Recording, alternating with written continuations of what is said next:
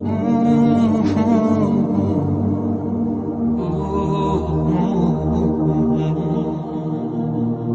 تم سے کچھ چھین لیا جائے یا جو دعا تم مانگ رہے ہو وہ قبول نہ بھی ہو تو مایوس مت ہو جایا کرو۔ یہ مت سوچا کرو کہ اللہ مجھ سے پیار نہیں کرتا، بلکہ اللہ پیار کرتا ہے، اسی لیے تو وہ تمہیں نہیں دیا جو تم چاہتے ہو۔ بے شک دعائیں قبول ہوتی ہیں، مگر کچھ چیزیں ایسی ہوتی ہیں جو ہمارے لیے کسی بھی طرح کسی بھی حال میں صحیح نہیں ہوتی۔ یہی وجہ ہے کہ وہ چیز ہمیں لاکھ مرتبہ مانگنے کے باوجود نہیں ملتی، ورنہ اللہ اپنے بندے کی اتنی یقین سے مانگی ہوئی دعا کیسے رد کر سکتا ہے؟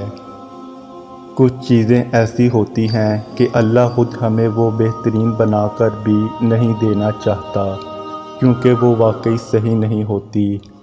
اب خود سوچیں، تہجد میں ہر قبولیت کے وقت ہر نماز میں اتنے عرصے سے اتنی دعا مانگنے کے بعد بھی چیز نہ ملے تو اندازہ لگائے کتنی بری ہوگی وہ ہمارے لیے۔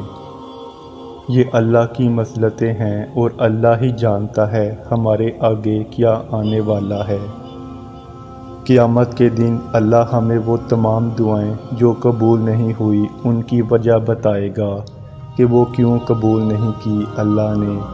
وہ دکھائے گا کہ کس طرح وہ چیز ہمیں اللہ سے اور دین سے دور کرتی ہے، کس طرح وہ ہمیں گمراہ کر دیتی اور ہماری دنیا و آخرت دونوں خراب کر دیتی، اور اللہ ایسا کبھی نہیں چاہتا کہ اس کا بندہ اس سے دور ہو اور جہنم میں چلا جائے۔